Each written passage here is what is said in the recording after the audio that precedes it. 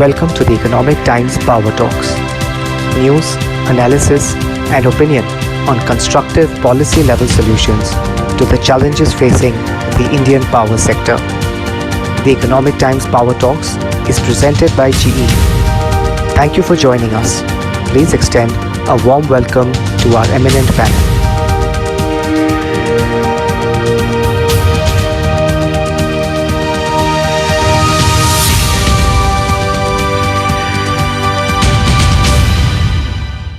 So, very warm welcome to all our distinguished panelists. This is the next in the series of Power Talks. This webinar will focus on competitiveness of Indian manufacturers in the solar energy and the other renewable sectors. We have with us today on the panel DPIIT Secretary Mr. Guru Prasad Mahapatra. He is a 1986 batch Gujarat cadre officer. Very warm welcome, sir. Great to have you on the panel. Thank you. And we know Mr. Mahapatra has really played a key role, in pushing the PLI schemes that we're seeing, and also the manufacturing push that government sort of brought about in for the masks, the N95 masks and the PPE kits and the ventilators, the big push that came about when the pandemic really broke out. We also have on the panel Mr. Ranjit Gupta. He is CEO of Azure Power. Mr. Gupta has extensive experience in renewable energy and thermal power with specialities in project management and business development. Mr. Gupta holds a Bachelor in Mechanical Engineering from IIT Mumbai. A very warm welcome, Mr. Gupta. Thank you. Mr. Sai Baba Wutukuri, he is CEO of Vikram Solar. He is a business leader with 34 years of experience, and he's been involved in the sector for almost 2 decades. He is a postgraduate in international business from Copenhagen Business School, and he's also graduated from NDRI. Mr. Sujoy Ghosh, he is Vice President for First Solar, and he sees activities for the companies in India and Asia Pac. He's been with the company for over 8 years, and he supervised the build out of the company's India business, resulting in an overall installed base of 2 gigawatts in India. Mr. Fani Gujri, he is Head of Operations India for LM Power, which is a GE Group company, world's largest supplier of wind blades to GE and other players. Mr. Gujri holds a BTech in Mechanical Engineering from IIT Varanasi, MS from USA, and MBA from Dearmore McKim School of Business at Northeastern University, Boston. A very warm welcome, everyone. It's great to have you on the panel. And may I now request our chief guest of this panel today, Mr. Mahapatra, to give his opening address. Mr. Mahapatra. Thank you, Deepshika. My distinguished panelists, participants, ladies and gentlemen. At the outset, let me thank Deepshika in particular and Economic Times for giving this opportunity to be part of this distinguished panel.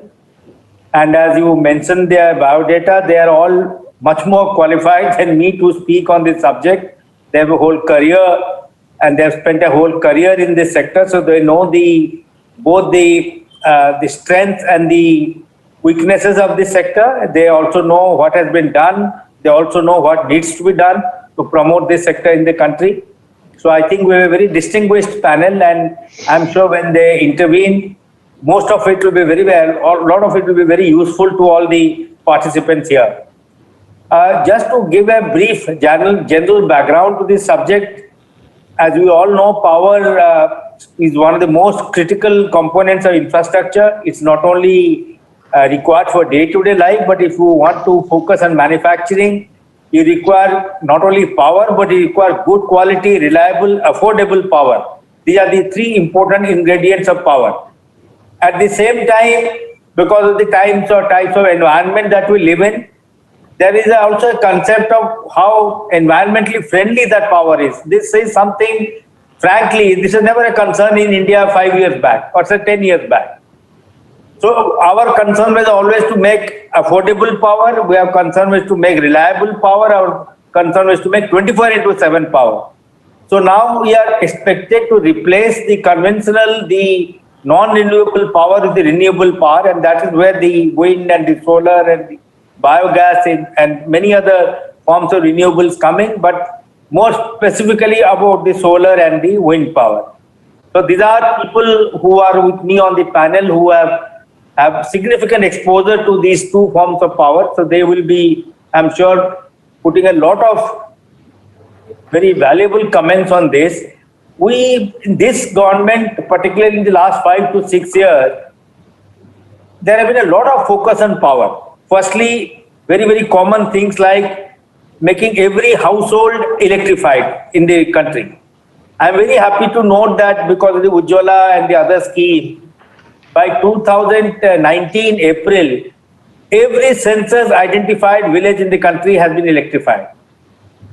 Today, just before this, I was slightly delayed because I was attending a committee of secretaries meeting held by cabinet secretary. There, the Ministry of Power was there, and they also made a claim that every single household in the country is electrified. Either it is by the grid power or the off-grid power through standalone solar projects or standalone renewable projects. They are this thing, but the cabinet secretary, as a matter of caution, told the Ministry of Power that kindly get it certified by this concerned state.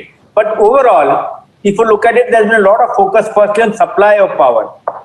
Secondly, our Prime Minister, being a climate conscious person, being an environmentalist, very, very conscious about the responsibility of not only his government, but India as a country, because India has a very major role to play in environmental preservation and preventing the worsening effects of climate change, has given a lot of emphasis on increasing the percentage of renewable power in the overall power availability in the country, and taken some very, very strong targets, if I may say so. Once upon a time, I worked for some 7 to 8 years in the power sector in the state of Gujarat. I handled the electricity, unbundled electricity utility there. After the unbundling, I had also worked with the renewable energy company there in the state. I had also worked as a chairman of 2 distribution companies in Gujarat for about 5 to 6 years. I think I have some claim to have familiarity with this sector. I must say that why should we not exploit the massive coal reserves we have? Economics would demand that, because today we have a large amount of coal reserve. Government has also liberalized the coal sector. Auctioning is being done to have more private sector come into the coal sector. And then the question is that what do we do with all these coal reserves to promote renewables like solar and wind? This contradiction will always be there. This mutual contest will always be there. Government cannot neglect either, but the decided bias in the government now is to promote renewables in a big way. So that is where the future lies, because coal reserves are limited, finite, and large amount of coal reserves in the country are non-exploitable. You just cannot exploit because of the forest laws and all the problems related to land acquisition and all. So we have to depend a lot on renewables, and many states have their own individual policies. Government of India, the Minister of Renewable Energy, the Minister of Power, both these departments under the Minister of Power, they have a lot of schemes which you are all familiar with. 2 of these we have now recently covered to promote their manufacturing. While we are a major renewable player, we must keep it in mind that we hardly manufacture anything of those components in the country. Everything is imported from somewhere else. So the focus here is not only to make India eventually, because if it's a wind power, you are getting the turbine from somewhere, you are getting those blades from somewhere, you are getting the entire IT system from somewhere. Same with the solar, all the cells, everything is coming from outside. So as is the problem in India, most of the sectors we find that we have abandoned our manufacturing strength which we had once upon a time in many of the traditional sectors, and the new sectors we have simply never entered into manufacturing. To correct that, a lot of steps have been taken. one major initiative which government have recently taken is to introduce the production-linked incentives. 3 schemes were earlier announced: the pharma APIs and the medical devices, and the mobiles and electronics. Mobiles and electronics, the parties have been identified, the work order has already been given, and huge amount of interest was shown by the investor community in embracing the PLI offer of the mobiles and electronics. Pharma and medical devices is almost over, that they had gone for an expression of interest. Thereafter, last month, the cabinet in November, Deepshika, I'm sure it was November, if I'm in the correct, the first of November, the cabinet approved 10 more schemes, and out of which 2 are directly related to renewables. So you must be aware of it. So we expect that the concerned ministries, the target here is that they should all come out with the schemes. They should get all the necessary cabinet approvals, all the internal approvals by December, mid-January. Then the scheme should be notified, expression of interest should be done for producing, manufacturing these components and the various critical components which are related to renewable sector in India. And based on that, I'm sure India will, in the next 2 to 3 years' time, be a very major manufacturing hub for the renewable components, the components which are related to renewables. There are many schemes in this sector. The targets that India has set for itself are very ambitious targets. They run into huge targets. And luckily, India is endowed with a long coastline, with strong wind velocity, as has been recorded. We are blessed with a strong sun around the year. So we are a very, very ideal location for our expenditure on renewables. And I'm sure once we have a strong manufacturing base, we'll do true value addition to this sector, and will not only be producing renewable power plants, but will also be manufacturing the components that go into making a renewable power system. So that way, this discussion, I'm sure, will be very useful today. We have practitioners like these eminent panelists that we have. They also know what further needs to be done by the regulator, by the government authorities, whether it's the states or the center. Large question of ease of doing business and reducing compliance burden for the manufacturing sector is there. We are very aware of it. Most of the ministries have taken it upon themselves as a clarion call by the Prime Minister to reduce compliance burden in every sector, and renewable manufacturing is a part of that. So I'm sure you will see a lot of good work being done there. The results will be gradually being felt. So at this stage, I think, Deepshika, I'll stop here. I am more eager to participate in the panel discussion and hear the other panelists and the other comment. Thank you. I think definitely music for everyone's ears that the government is actually working to reduce the compliance burden for the sector in a big way. Now the secretary sort of highlighted what Prime Minister's vision has been. He's made it very clear. We have to be vocal for local. We have to be self-reliance. The whole Atmanirbhar Bharat mission, which has been launched, aims to do that. It's not that we are closing our borders to imports or anything, but we are looking to become self-reliant. If I could just come to you, Funny, first, because Secretary mentioned, this import dependence in the wind sector. So do you think we can now become self-reliant in the sector? And what is it that, the sector requires from the government in terms of regulatory support, policy support, so on, so forth? Yeah. First of all, thanks to the secretary. His words definitely were music. A lot of these things we used to hear, but hearing it from him gives a lot of confidence. And few things I'd say, I would like to give a small bit of music from my side as well. For our company, LM Wind Power, right? We export a lot. Much more than 50% we export. But our area where we'd like to improve further in terms of Atmanirbhar is on the raw material. So supply chain is one of the areas where we are still dependent a lot. Now we are not very diversified, and there are a lot of imports from certain countries, right? Very specific countries. So that is one area we would like to more help on. And this PLI scheme, wonderful scheme. Of course, wind as industry itself is not there yet in that list, but I'm sure there will be some lateral benefits that we will draw from whatever the PLI gets signed off and implemented. In terms of what can be done, I think I look at the whole problem in, probably I put it in 2 or 3 buckets. One is productivity. Even though we are cost competitive, but there is a lot we can do because there is a lot of demand for our blades and we need to improve the productivity. And I think that's where few things can be done, but I would not simply ask, but I will also say appreciate some of the programs. Now, I see productivity as skill and productivity tools as 2 things. In productivity tools, I want to appreciate the government program of what's called as SEBR, which is the Science, Engineering and Research Board. I think that has a huge potential. It has just started, and we have ourselves taken part in that.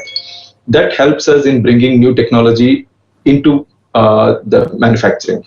I think if things like that can be expedited for us to take benefit, more than that, the way I look at it is our tier 1 supplier, tier 2 supplier, there is a big gap in the skill level of, say, the big firms and mid and small firms. So that bridging of that gap, I think the RCRB can be expanded to not just for science, but also for productivity tools and also technology like we're talking about IoT, and also those things can be developed and more MSMEs can become part of it. I think that will help improve the productivity of our suppliers, not just our immediate suppliers, sub-suppliers. The other area is even if we get our suppliers localized, we still have a huge part of our raw material imported. And there are some constraints. So even if our immediate suppliers become local, they still will have a lot of raw material to import. So I think tier 2, tier 3 localization, a lot of work has to be done. But I can see a lot of efforts in place. They are taking pace. Unfortunately, this is an industry where setting up the supply chain takes a long time. So I would probably like to see, if I can ask, like the pace of these changes would excite me more. And we are trying to get more and more R&D work in India. So I think industry and academia interaction, which we have started, we have interactions with IITs. If that is promoted more, that will actually not only help expedite localization, but also develop and design products in our industry. So I put it this way: supply chain, efficiency and sufficiency. And second part is productivity, both in terms of skill and productivity tools. So this can help us move forward a lot. Solar has a very different story, largely to a large extent import dependent on one country imports. Mr. Gupta, what can the vision which the government has envisaged for the sector with the support of the PLI scheme, can we really do it? So, Dipshika, thanks to the Secretary for his comments. And it's, typically the renewable energy sector is talking to the renewable energy industry and the power ministry. So it's good to be talking to DPIIT also, because they are a very important part of this manufacturing piece, right? So given the vision of the Prime Minister of being 450,000 megawatts of installed capacity of renewable energy by 2030, we envisage that about 30,000 megawatts of AC capacity on the solar side is going to be installed over the next 10 years, which means about 45,000 megawatts DC of installed capacity of manufacturing. 45,000 megawatts of installed capacity means about 45,000 crores of investment in manufacturing, which means about 15 to 20,000 crores of investment in the equity aspect of it, right? So we are looking at about a $2 billion investment in equity and another $2 to $3 billion on debt, right? If we want to get to the place where the Prime Minister wants us to be, that all the manufacturing which is done wherever, whatever generation we do in India, the manufacturing is done within the country, right? Unfortunately, right, I mean, in any industry, and this is true of any industry, when you start manufacturing, it is going to be slightly more expensive than from China, right? And because of and these are and there are various factors which result in this, and there are basic factors, right? I mean, we have labor issues, we have logistics issues, we have tax issues, we have electricity cost issues, we have cost of capital issues, we have cost of equity issues, right? We have tremendous issues which result, and everything is small and incremental, right? I mean, something will increase our price by 0.1 cent, another thing by 0.1 cent, and so on and so forth. And at the end of the day, we are more expensive than what China is manufacturing. But the fact is that once we have scale, right, many of these things will go away. And for scale, for at least for the next 4 or 5 years, we need a situation where the manufacturers can see that investing $2 billion, they will be able to get a return on their investment. And unless and until, right, the manufacturers can see that they have at least a 5 to 10 year runway where they can complete at least one full cycle of investment, right? Whereas they invest money, build manufacturing capacity, sell that product in the market, generate a return, and return money to their shareholders. Unless and until that kind of clarity is available to a manufacturer, we can have a lot of expressions of interest, but we will not have a manufacturing plant on the ground, right? Unfortunately, this difference where you have manufacturing in India slightly more expensive will result in a tariff increase for the power that is to be supplied at the end of the day, right? Because you will be buying panels from India, the cost of the panels will be slightly higher in the initial years, for the first 4 or 5 years. After that, the industry is very resilient, right? The Indian entrepreneurs will invest that money, will get the pricing down, and we will compete with the best in the world. I have no doubts about that. And we have done that in various fields, right? Where Indian manufacturing, like for example, in auto components, etc., Indian manufacturing is very good, but it doesn't happen overnight, right? It doesn't happen without a clear runway of return. And till that is available, we will see a lot of promises, but the promises will be contingent on all of these companies being able to sell to their boards that yes, these investments will give them returns. So that tariff increase, right, is well understood by the central government that yes, there is going to be a little bit of a cost for the first few years, and that cost needs to be passed on to the consumer, not to the state government, not to the central government. Right, this cost will be like 1 paisa per unit or less if it is socialized across the consumers in the country. So it is nothing. But the problem we are facing today is that to attract this investment of 45,000 crores into the country, we are facing a problem where the center understands that this tariff has to be passed on to the states, but the states are yet not on board. So I think there is some work which needs to be done, some coordination needs to be done between the center and the state, because at the end of the day, electricity is a state subject. We need to do some coordination such that the states get on board with the strategy of the country, with the vision of the Prime Minister, with the vision of the country, and absorb this cost so that it gives us the runway to become competitive in the long run. Mr. Ghosh, what is your take? So I'll echo to some extent what Ranjit said. I think you mentioned about being vocal for local, but unfortunately, in the solar sector and generally in the renewable sector, the procurement of energy does not mirror or does not echo that sentiment, right?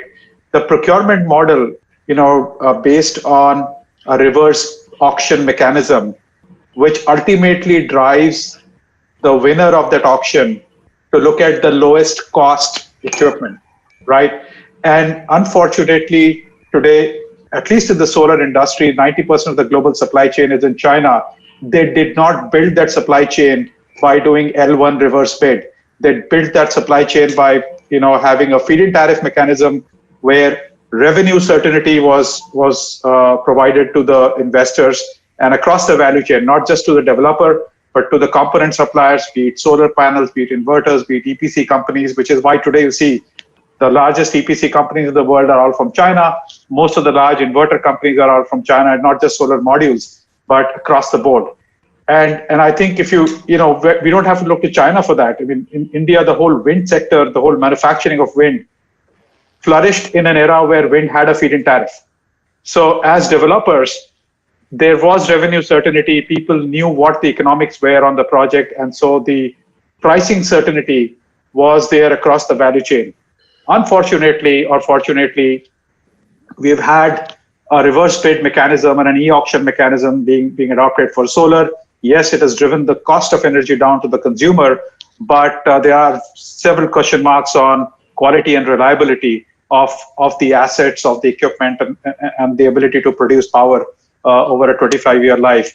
Having said that, I think, going back to the topic of the session, which is around manufacturing competitiveness of the Indian industry, the supply chain, this business is, if you look at the cost of the panel, it's about 20% is fixed cost, 70-80% is variable cost. So the cost of the components which play into making a solar panel, be it float glass, be it extruded aluminum, be it low voltage electrical components, all of that secondary supply chain development is extremely important, right? And today, if you scan the market, India's got about 10 odd gigawatts of solar module assembly. And in Sai, who's my colleague, is on the line. But all those assembly operators are importing everything from China because, unfortunately, you go talk to the float glass suppliers, they are not able to meet the cost position which is offered from imported alternatives. So be it with extruded aluminum. I mean, we've got the lowest cost aluminum producers in India, like Hindalco. But when you look at the finished products, there is a significant cost premium when you look at things like aluminum frame. And to top all of that, we also have an inverted duty structure in the industry where you have an input tax, GST, which is on an average about 12 to 18%. The output is at 5%. And so, yes, there is the ability for the manufacturer to offset and take full value of the credit is rather limited. So there are some of these structural issues one needs to think about as you look at how do we make manufacturing in India more competitive. Mr. Wuttukuri, what would you like to say? Is it doable, this whole self-reliance thing? Can we do it, or you also feel that these issues are too big for the industry to really sort of for India to become self-reliant? Thanks, Deepshika, in the first place for inviting me to the session. And thanks, Mr. Mohapatra, sir, for giving us production-linked incentive. It's one good step in the right direction. I'm very happy that there is some focus has started happening on the manufacturing. Why I'm saying some focus started happening on the manufacturing? I just want to take you back to the history. Last 10 years, we have done exceedingly well in the solar sector and renewable energy sector. I think probably we should be proud of what we have done. I completely agree. As in India, we have installed from 0 to 35 gigawatt in less than 10 years time, 0 practically to 35 gigawatt. And we have invested practically 1.75 lakh crores to 2 lakh crores. Investment has gone into this. Okay, substantial investment. And if you see what is the kind of a subsidy we have given, okay, have we given any subsidy for building this generation capacity? Yes, because we started from 18 rupees per kilowatt hour and we have now come to 2 rupees. And what is the amount of subsidy which has gone into all these installations? It is about 40 to 50,000 crores. Back of the envelope calculation. It may not be a perfect number. This has been subsidized by Indian consumer in getting these wind solar farms installed in the last 10 years. It's not a small money, 40 to 50,000 crores. What China has done on the contrary, they have invested into manufacturing. They have never, from 2010 to 2014, they have never put up solar farms at all. When the cost of power has come down to a reasonable level of 6 rupees kind of a thing, they started investing. And they invested $4-5 billion and captured global markets. 100 gigawatt global market, 90% is being serviced by China. Very smart move. Okay, I think we have lost the game in that, to be honest with you. I think we have never envisioned and we never built. So we have actually imported billions of dollars given to China and created jobs in China, not in India. Manufacturing provides substantial jobs, and it would have given us an opportunity to export out and earn forex earnings. On the contrary, we have lost forex by giving this money to China. So I think we have to learn the lesson. What is in the future? We are talking about 450,000 gigawatt, 450 gigawatt, 450,000 megawatt. We are into midst of a solar revolution. We are talking about $20 billion per year kind of a size of the market, and out of that $10 billion is going to be the imports. If you want to be self-reliant, what is the kind of a capacity which we need to build? Like Ranjit said, about 30 gigawatt DC capacity, which is equivalent to close to about $4 or $5 billion. That's all. If you can invest $4 to $5 billion or $6 billion max into this sector, you can save $10 billion every year for next 10 years. Why we are not doing that? Why we are not doing that? I'm happy that our government at least started looking at it. I believe the initiatives what we have taken, they are very good, but they're absolutely insufficient, to be honest. I want to be a little more, be transparent, honest, and open about it. With secretary sir being there, I think we need to do much more. 4,500 crores, whatever is allocated, is not large sum of money to build an industry of what we are talking about. We definitely need larger investment into this sector. We need to address 2-3 points. One is cost differential, what we have between China and India, which is close to about 30%, which is either we have to really implement. BCD we talked about. Last 6-7 months, unfortunately, we have not brought in BCD at all. Okay, I don't know when it is going to come. Tariff and non-tariff barriers have to come in to protect, like what we have done. Like Ranjit said, automobile industry.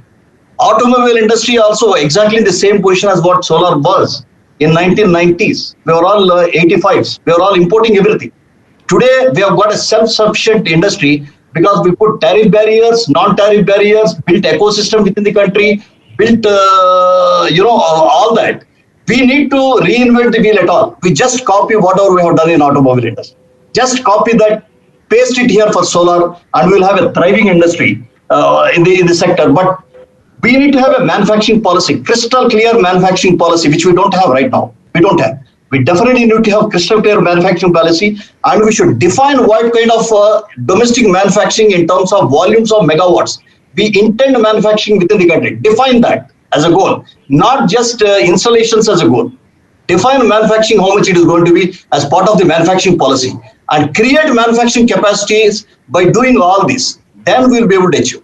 Otherwise, I think this is more like a dream, and we started walking into the dream by doing first step of PLI, which I'm very happy about it.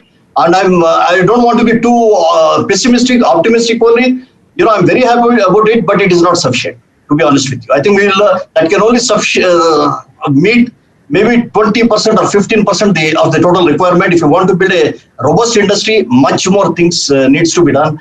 Like I said, ecosystem development, the cost differential we need to address in terms of PLI for more number of units. This PLI would be sufficient only for 2-3 gigawatt. It's complete value chain. If you want to build 20 gigawatt, we definitely need much more money. We need to have tariff and non-tariff barriers. We need to have domestic markets which are protected. We need to have the complete value chain, like what my friend Sujay said, glass, EVA, backsheet, everything has to be developed. Today, if you import everything and if you just made only cells, it doesn't help. You will not be able to be self-sufficient. So, I think these are all the inputs, according to me, is very, very important. Otherwise, we will miss the bus again. I think we will lose another $20 billion for $10 billion for next 5 years. And we will come back to the same table again and say that what we should do. Thank you. Okay. Mr. Mahapatra, sir, would you like to respond to issues which sort of stand out, which everyone sort of has alluded to? One is, the policy stability. When it comes to state governments, the industry has sort of got a rough deal. So can something be done on that count, that the state governments are brought to the table and they are also made to offer some kind of policy stability through ease of doing business or some other mechanism? You're also doing a lot of work from the Invest India side, bringing state governments on the table to address a lot of investment issues. And the other issue which Mr. Vutukuri sort of brought on the table was on the protection. So while we are also looking at PLI giving incentives to direct subsidy to the industry, does it really take care, or do we need to do something more in terms of protection to the industry for some period till the time they are able to stand on their feet? I will to take your second question first. The investment promotion strategy in the country is broadly twofold. One is the various kinds of incentives that you can offer, be it by your PLI. Apart from PLIs, also various ministries in Government of India have their own incentive schemes. Could be food processing, could be renewables, could be Ministry of Power. There are a number of incentive schemes. Various state governments in their own industrial policies also promote certain kind of investments, and they have their own incentive schemes. The second part of the strategy is to promote the Indian manufacturing and protect them from unfair competition. There was a reference to tariff and non-tariff barriers. I fully agree to it. And we are very committed. Under the earlier, you have spoken about we have heard about the phased manufacturing program. Even now, that's an important commitment of Government of India. Various ministries where we find there's a nascent Indian industry, there's an emerging Indian industry, and that industry needs protection from unfair trade practices coming from across the border, particularly certain geographies. There, it has been very consciously decided, and as you know, those 24 sectors that our ministry is spearheading in kind of coordination with other ministries is where if there is no PLI or any other direct incentive, definitely protection measures need to be undertaken. And those protection measures need to be consistent with our obligation under WTO and other global obligations that we have. And we are doing it. For example, we have been raising customs duty, but then ultimately you have to realize that the basic customs duty can be raised to a certain level, but for a certain very finite period of time. It cannot continue infinitely. Similarly, various trade remedies that we have, anti-dumping and other, that we find that some Indian industry also continuously wants to be protected against any fair competition. So you find today some anti-dumping measures are continuing for 10 years, 12 years. So that's certainly not fair for encouraging manufacturing in the country.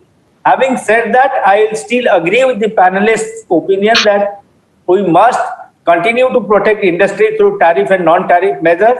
This is a mandate given to every ministry to identify their own manufacturing sector and promote those tariff and non-tariff measures consistent with India's commitment and adherence to various global trade policies, including WTO.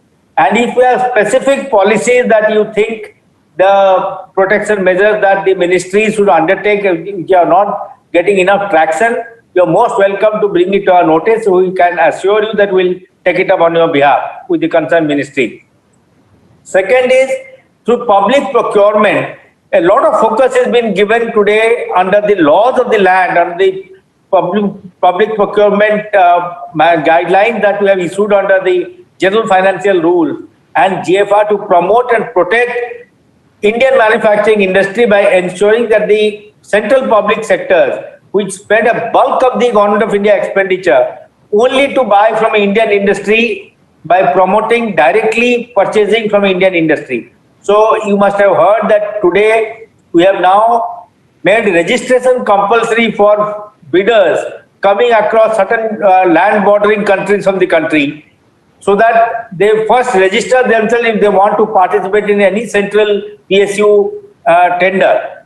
So these are all essentially measures to protect the Indian industry. These measures will also protect the renewable sector. They will promote the renewable sector, but this is a process which will continue to encourage and champion, including hand-holding and other many issues that Deepshika you mentioned. Could respond to the state governments as well. While the central government has sort of tried to maintain policy stability, we have seen, especially in the solar and other renewables, that policy stability has emerged as a key issue when it comes to state governments.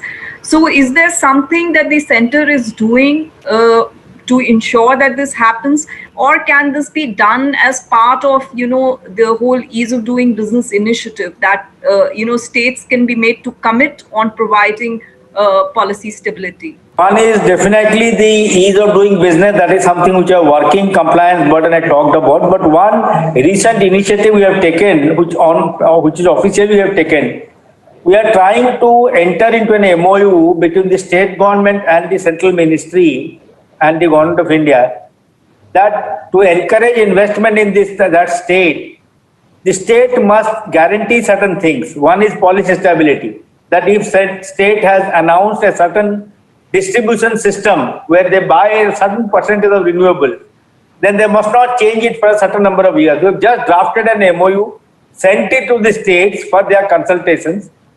Let's hope that we see the logical end to this process, and if it is done, then we would be signing such MOUs with the states.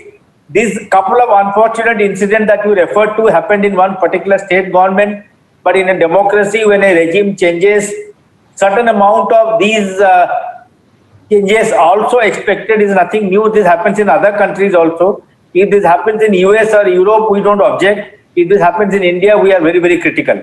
But at the same time, I concede the point that we need more policy stability and are working through a draft MOU. Let's see what happens to that. Thank you very much, sir. If I can come to you, Mr. Ghosh, solar also faces this, quick change in technology. The technology is rapidly changing.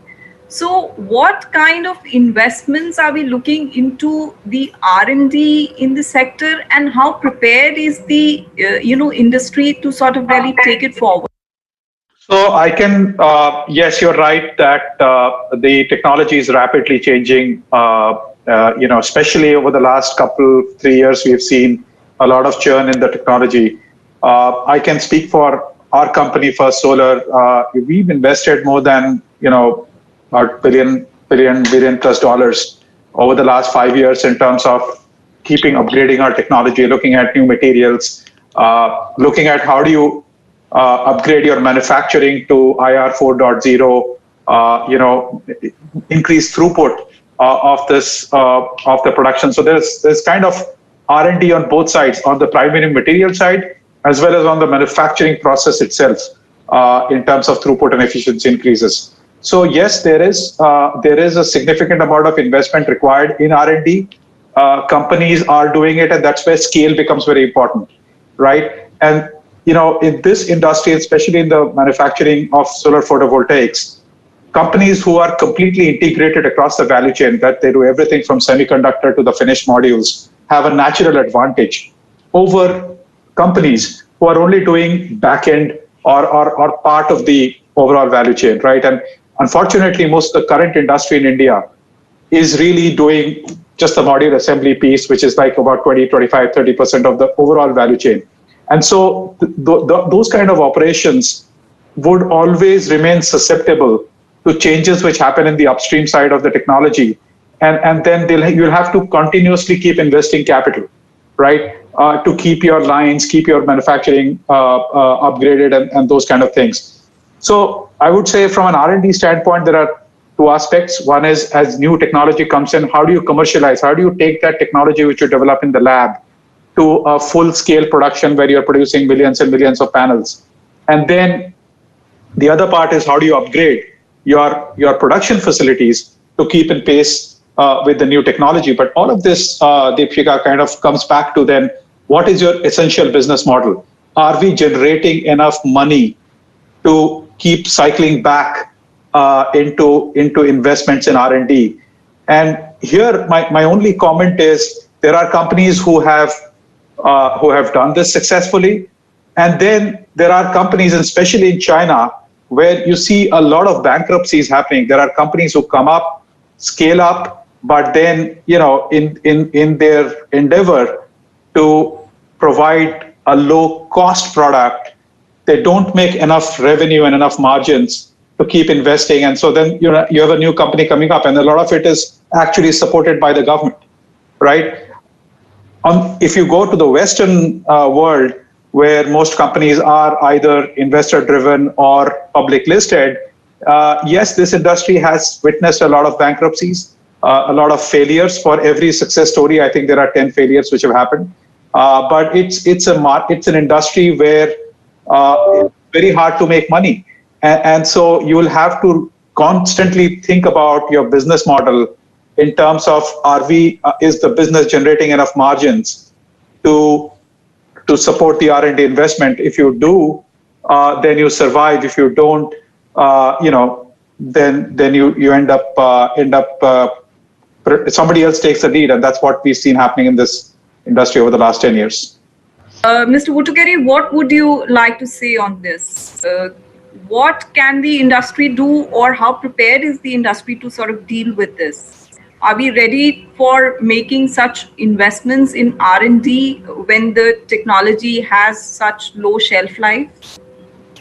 No, I think what I would say is in terms of technology, this is incremental in nature. If you see, most of the solar technologies, whatever happened, there is no transformation kind of technologies which will put off the entire previous manufacturing base into zero and then you start with new. That's not the case. It is more of an incremental kind of a thing, or a little bit of substantial kind of an innovations which are happening in this, not transformation.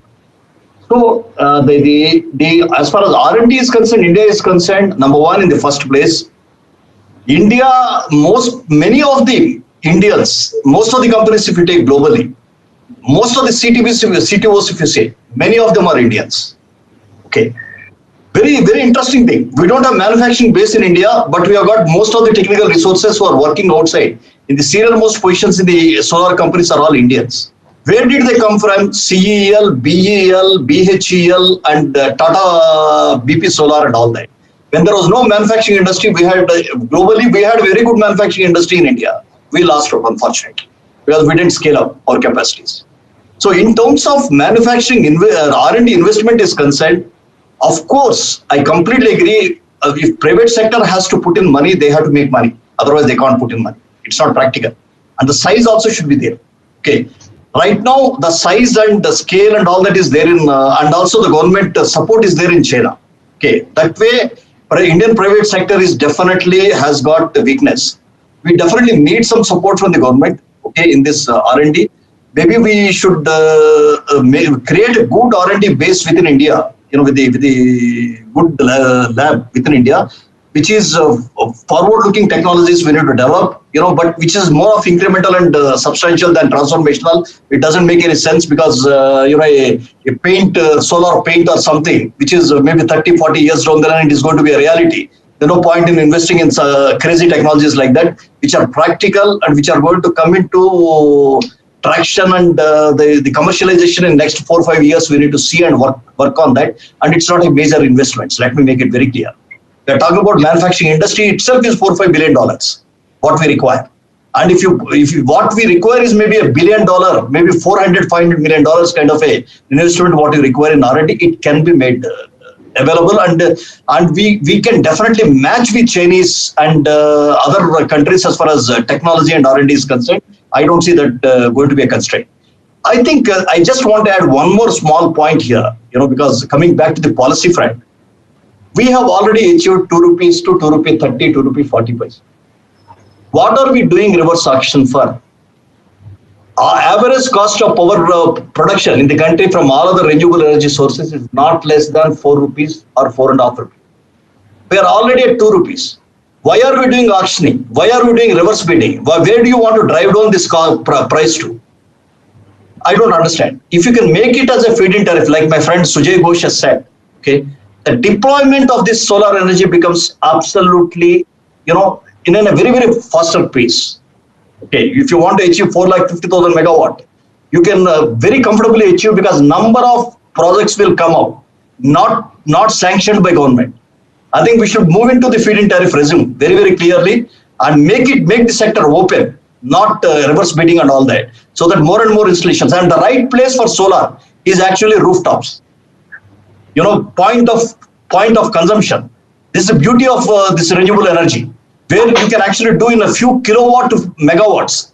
I think we should make that sector open, make the policy environment which will make these rooftops happen. And I think we can deploy in a larger way. That's another point I would like to add. Thank you.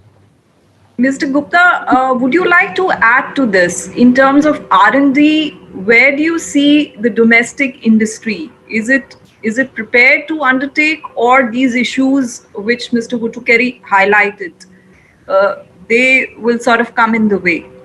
My opinion is that what is more important at the moment is size and scale, right? If we can get to the size and scale that we want, R&D will follow. At the moment, right, I mean, the technology is available off the shelf. And it's not as if, the technology that is available to the Chinese manufacturers is not available to us. Maybe it'll be a few months later, maybe it'll be a few weeks later, but it's not really a relevant metric, right? So we need to work towards size and scale. Once we are at size and scale, we can worry about the rest of the stuff. Just like, once we have got at the time when, just like, Sai Baba mentioned, China went about it in a different way, where they did manufacturing first and then they did installation. We have gone about in a way where we have done installation first and then we are going about manufacturing. I'm not sure that what we have done is the wrong thing, because at the end of the day, right, I mean, it's okay. Maybe we missed the bus at that time, and we surely did miss the bus on manufacturing. We could have started a little earlier, but it's not too late, right? I mean, at this point where the solar tariffs are, it is easier to pass on the incremental tariff due to local manufacturing to consumers. It would have been more difficult to pass it on at an earlier stage, right? The problem is that when you see newspaper reporting or auctions, like Sujoy was mentioning, which show a very low tariff, suddenly the metric becomes that low tariff, whether that tariff is available or no. Currently, even it is difficult. It's getting difficult for the central auctions to place power which is non-solar, because the difference between solar and wind has become almost 80-90 paisa, and the difference between hybrid and solar has become 50-60 paisa. So even those that power is not being placed, which is really odd, because whether your power is 2 rupee or 220 or 240 or 260 or 280 or 3 rupee, it is still 20% cheaper than the average purchase price of power that the states are paying. States are paying between 3 rupees 50 paisa to 4 rupees as an average cost of average purchase power purchase price for themselves. So since when did 2 rupee 80 paisa tariff become expensive? When did 290 become expensive? The states are paying 350, they're paying 375. So this is not expensive power, and we have to look at it from the perspective of new build thermal. And I completely agree with the Secretary Saab that we have coal resources, we have thermal plants. Those thermal plants have been built by public money. There is that is an imperative for India. We can't shut down our thermal plants simply because we want to put up solar and wind. We should not do that. It's a destruction of public money, right? So we have to make sure that we use the thermal plants also, we use the coal also, but over time, going forward, all the new capacity, right, should be renewable, because that's where the government also wants to go, and that's the right way of approaching it, right? But the fact is that even with new capacity coming up, if you do new capacity thermal, it is 5 rupee power, it is 5.5 rupee power, whereas Indian locally manufactured module and power from those modules will never exceed 250, 260. It will never. So it will be less than half.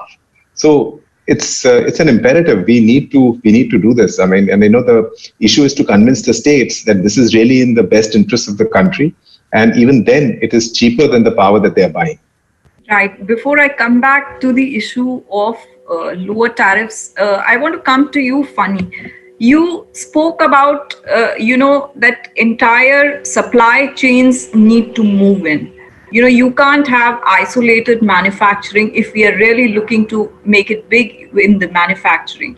So in terms of policy interventions and in terms of the preparedness of the local industry, what is the way forward you see in terms of policy? Do you think what would be required for sort of the whole supply chain to develop, and what does the local industry need to do? I think I will start with what some of my friends have said, that there should be enough money in the entire value chain. If there is such a big squeeze because of shifting to reverse bidding, right?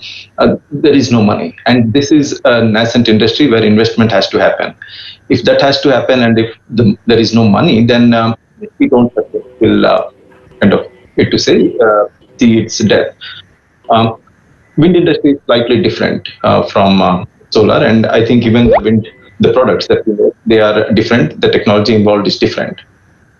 So here, I think first part is how to get the tariff. So that is the first part, so that money flows into the whole value chain.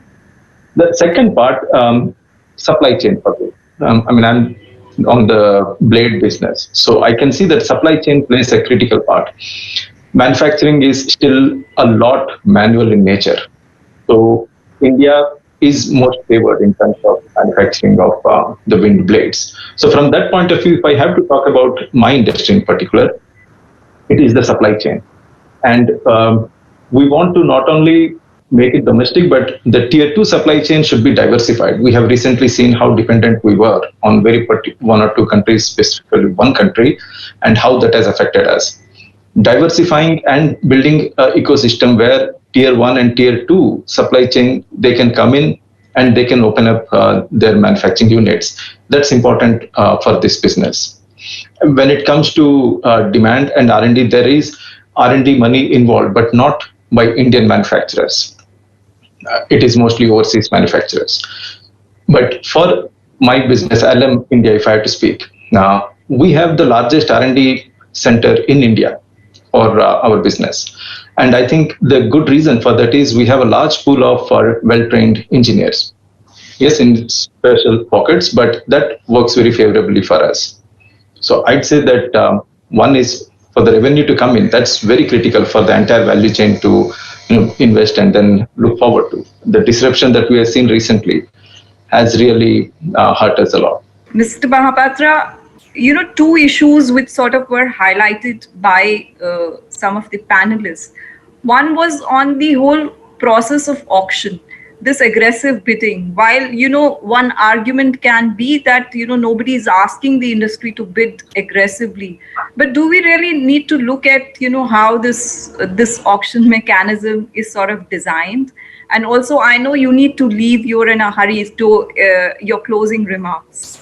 No, in fact, somebody has won a Nobel Prize on the reverse auction methodology. The question is, you answered the question by saying, who is asking you to bid so aggressively?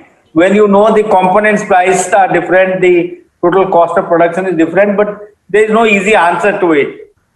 I remember when I was in the state power department, solar used to be 15 rupees a unit, and it has now come down to 260 or something. The last bit 260 or 70 or something. So, after all, government only can buy through a bidding process. So there is no option to it. It's a very difficult question for me to answer because I am in the government, so I cannot see that government is doing a wrong methodology. So having said that, if you can bring down the cost of production, which is an overall mandate of the government, by reducing the cost of power, reducing the cost of land, reducing the cost of credit, making easy availability of finance, whole compliance burden reduction, these are all things which probably make a 260 rupees 60 paisa per unit now relatively more attractive if we can achieve those overall objectives of reducing the cost of production in the country, which is thanks to many other legacy factors and some of the ways we develop our policies, things more expensive. Having said that, let's see that we do better and better in that. As I said, we will continue with our efforts to protect and nurture the Indian industry. That's the major mandate. And I'll be very happy to collaborate with the renewable energy sector. Primarily, there is a separate ministry. They are more capable than us here, but primarily to promote Make in India, to promote Atmanirbhar, and to promote domestic manufacturing and to nurture it. And particularly that is why the PLI schemes were picked up 2 of the renewable products. We will continue to do a lot of hand-holding and take a lot of focused interest on this sector. So, the secretary said the government obviously, it is a difficult call on the auction, but they are he indicated willingness, and he said that the government is willing to look at the issues that are surrounding this sector. Mr. Gupta, if I can come to you now, what really prompts the industry to bid aggressively? I mean, why aren't the cost factors taken into account? Is it the methodology fault, or is the fault somewhere else? No, I don't think there is any fault. I think, though, a lot of our industry colleagues also, say that we should not have reverse bidding. I actually am quite ambivalent. I think that as far as the government is concerned, there is no other way than reverse bidding. And like the secretary pointed out, we have to figure out as an industry why we are bidding so low. The issue of that low bid and how that impacts manufacturing in India, actually there is no link, because even with, I feel, even though Joy, I think perhaps feels differently, even in the wind sector, when there was, a feed-in tariff, if we had the option of buying turbines from outside of India, which were cheaper, we would have gone and done that, right? So, and increased our profit margins, right? So I don't think, if we suppose instead of a 2 rupee 20 paisa tariff, if I'm given a 2 rupee 40 paisa tariff or 2 rupee 50 paisa tariff today, I don't think that I will go out and buy Indian modules. I'll still go and buy modules in China because they are cheaper, because I can, right? So one discussion is around whether there should be reverse auctions or no, and the other discussion is around whether a higher tariff would allow me to buy from India. And I don't think a higher tariff will allow me to buy from India, or would not, no, I shouldn't say allow, encourage me to buy from India. Why? I would maximize my profit. I would still go out and buy in China. There needs to be, a non-tariff barrier or a tariff barrier, or there needs to be other ways in which the Indian modules are brought at par for me, so that I'm forced to buy panels in India. The government has to do that, because, like I said, overall impact of helping this industry, and Sai Baba has given numbers also in several $1 billion a year, right? If we are supposed to do 30,000 megawatts a year, that's an $18 billion investment in projects every year, right? $18 billion. So with these $18 billion, we are generating power, which is at 2 rupee 20 paisa, 2 rupee 30 paisa. Suppose we are buying from local manufactured panels, the power cost from 220 will go up by maybe 25 paisa or 30 paisa. So I'll be buying at 250. If I take this 30 paisa differential and put 50,000 megawatts of this 30 paisa differential power, I put 50,000 megawatts of this power into the country's grid, right? And believe me, by the time we get to 50,000, the differential will not be 30 paisa. Because for the first 5, 10, 15,000 megawatts, perhaps the differential will be 30 paisa, then the differential will be 25 paisa, 20 paisa. The differential will keep reducing as the industry gets to scale. But assume even that 30 paisa differential at 50,000 megawatts, we increase the tariff across the consumer base by 1 paisa, 1.5 paisa. It's nothing, right? We are paying in the cities 4 to 6 rupees in residential, and the commercial folks are paying 10, 11 rupees. Imagine for a person who's paying 10 rupees or a person who's paying 6 rupees, he has to pay 1 or 2 paisa more per unit of electricity. What is the overall power of that 1 paisa multiplied by, a billion people, how that affects the country, how much employment it will provide, how much efficiencies it will, give us, how it will help the country going forward. The states need to understand that, and they need to be on board with the strategic vision of the country. So I'm not sure how the low tariffs will enable us to buy India, or the higher tariff will enable us to buy India. Mr. Ghosh, do you agree with this? I'll just come to you, Mr. Wutukuri. Do you agree with this view that, no matter what the tariffs are, it won't really impact our imports, it won't really bring down our imports? So what really needs to be done? Is it just tariff and non-tariff barriers that we have to stall imports? Otherwise, the industry cannot the localization that government is thinking of cannot happen? So I think there is no one silver bullet in terms of what needs to be done, right? Going back to your original question of why people keep bidding aggressively is because there is capital available. There is relatively lower opportunities to deploy. So there is excess equity available and there is excess capacity in this industry. This solar industry has been one industry where there's always been more supply than demand. That's because the Chinese built up a lot of scale between 2010 to 2014, so as long as you have excess capacity and excess money, you'll keep bidding, in a competitive situation to reach a certain price point. I would agree with Ranjit that yes, there is no direct correlation between tariffs and manufacturing. The correlation has to be created.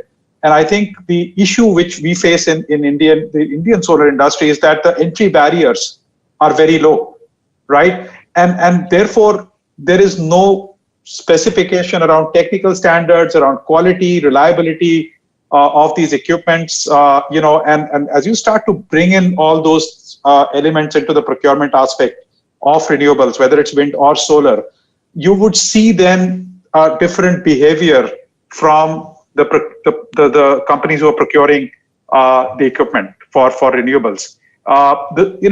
In the US or in Western Europe, for example, the same panel is sold at 30% higher price. Why is that? There is reverse auction which happens in those markets also, right? Because there are certain quality standards which kick in, right? You go to the Middle East, yes, you have lower tariffs than India on an absolute headline number, but then there is like a 400-page technical requirement for the developer to put in a bid, where all his assumptions have to be validated by lenders before the auction. Unfortunately, in India, the way the auctions happen, there is an element of speculation which creeps in, right? And I think that's where you start to destroy value as you go through these reverse auctions. Now, coming back to what you said, what has to happen? I think, yes, you have to create a link in terms of bringing in certain procurement requirements, bringing in certain non-tariff barriers in terms of local product certification, things like ALLM, which have been in the works for quite some time, need to be introduced. But I think at the end of the day, the manufacturing industry also has to be competitive. As a manufacturer, you cannot completely rely on barriers to promote inefficiency on the supply chain. And I think so, therefore, while one looks at barriers as a short-term measure to kind of create that momentum in manufacturing, one also has to look at what would make Indian manufacturing more competitive. And so therefore, I think a couple of things the government has done. Lowering of corporate income tax rates for new manufacturing. India had been one of the countries with the highest corporate income tax at 25% plus. Bringing that down to 15%, it's clearly about 6-7 percent points on your ROIC as you look at new investments, right? But the PLI scheme, as Sai mentioned, very well thought about, very well intentioned, but it's got few calories in the tank. So you need to have more money allocated for the PLI scheme. But again, my personal view is that if there are more takers, I think the government would have headroom to add more budgetary support to things like PLI if they really see investment kicking in. But PLI, the way it's currently structured, gets you only about 5-7% cost differential, right? If you look at your costs across the value chain. The true cost differential between India and China, as Sai mentioned, is about 25 to 30%. So where do you get the rest from, right? That's where I think one has to look at either some kind of barriers or then have a slightly higher tariff where the local manufacturing can also compete and at least get started. And I think the supply chain has to develop. It's very crucial. If we just do screwdriver assembly in India, this industry will perennially remain, inefficient, and we'll keep debating and discussing barriers till the next 10 years. Thank you for that, Mr. Ghosh. Mr. Guttukeri, you wanted to come in, but I think the points that Mr. Ghosh just sort of highlighted, do we really need to remain screwdriver assembly? what is the industry sort of looking at? Does the industry have the appetite to sort of take up this challenge which the government has thrown? And we heard the secretary also. He has assured all kinds of support. He's talking about support under the PLI. He's also talked about offering, support in terms of the tariff, non-tariff barriers. So does the industry have the appetite to sort of take up this challenge? I think it's a very good question. I think you need to have trust, okay, with the policy, because end of the day, if somebody is investing, you put in 25% equity or 30% equity, you borrow 60-70% debt, okay. You can lose your 25-30%, but you have to pay back the debt. It's quite a daunting task with interest rates of 11, 12, 13%. Okay. So you need to have trust. You need to have trust that these policies of the tariff or non-tariff barriers we're talking about, they're going to sustain, they're going to be there for a long period of time.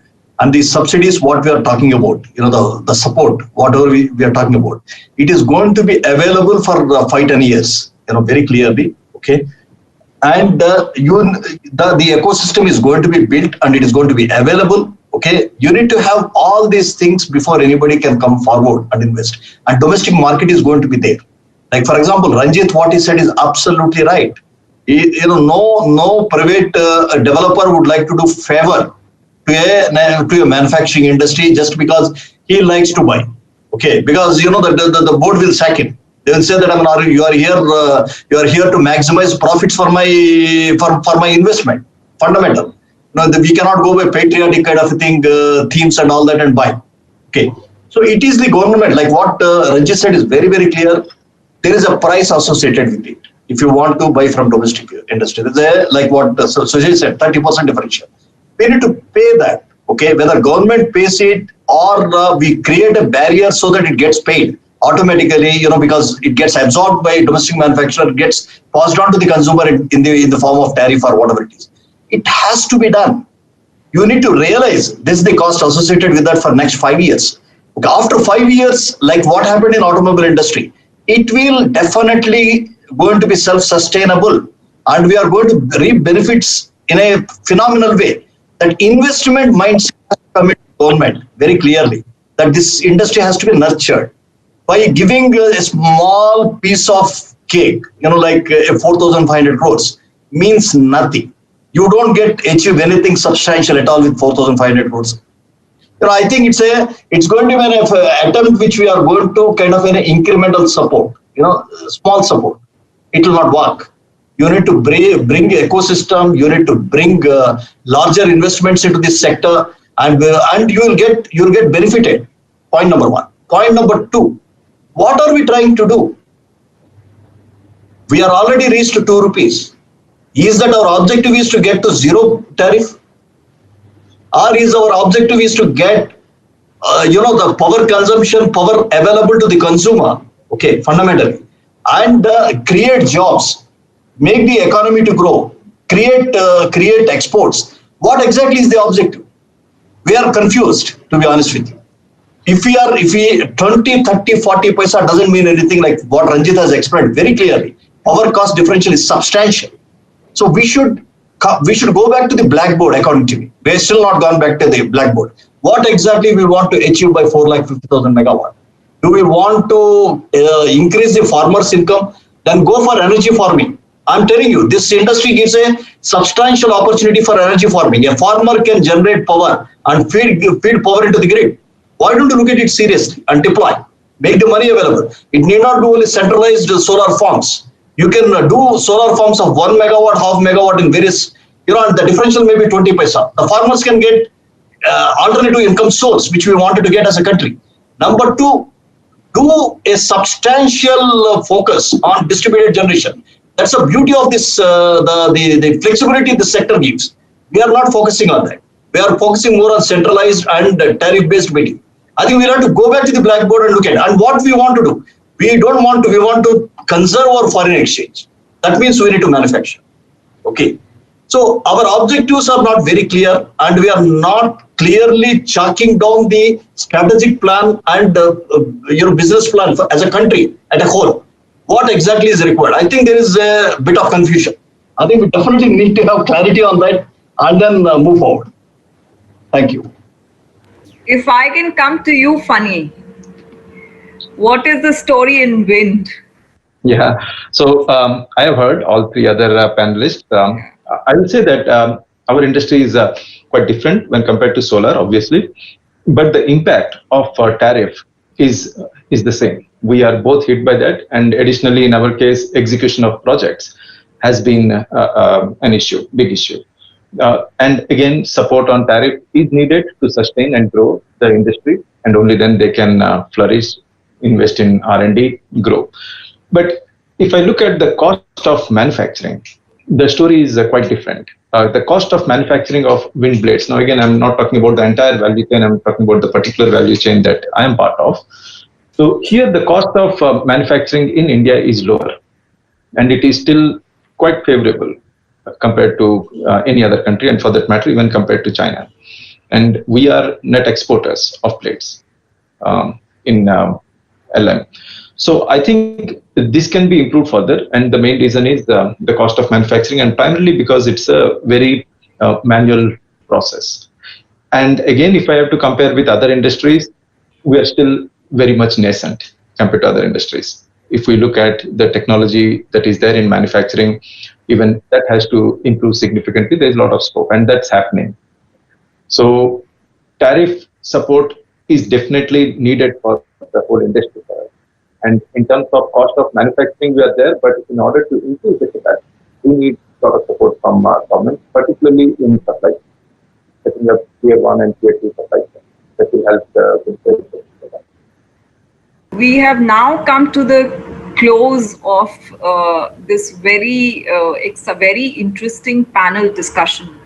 And we had Mr. Mahapatra who made it very clear that government is all there to support the industry. And if industry has any issues, it can come forward, highlight, and they are willing to speak to the industry, sit on the table and work out what needs to be done. While I do understand that, the issues are there on implementation on the ground and in terms of what states are doing, because ultimately, when we talk about implementation on the ground, the states are also there. They also have to do their bit in terms of policy stability and so on. So I do hope this Prime Minister's dream and our own country's dream to become self-reliant in many sectors right now in manufacturing can be realized. Thank you so much for taking out time to join us on this panel. I know you have been very busy throughout the day, but thank you so much for joining in, sir. Thank you. My best wishes to all the distinguished panelists and all the participants. And thank Deepshika. Thank you. Yeah, thank you, sir. Mr. Funny, Mr. Ghosh, Mr. Sai Baba, Mr. Ranjit Gupta, thank you very much. Thank you. Thank you. Thank you a lot. Thanks a lot. Thank you. Thank you.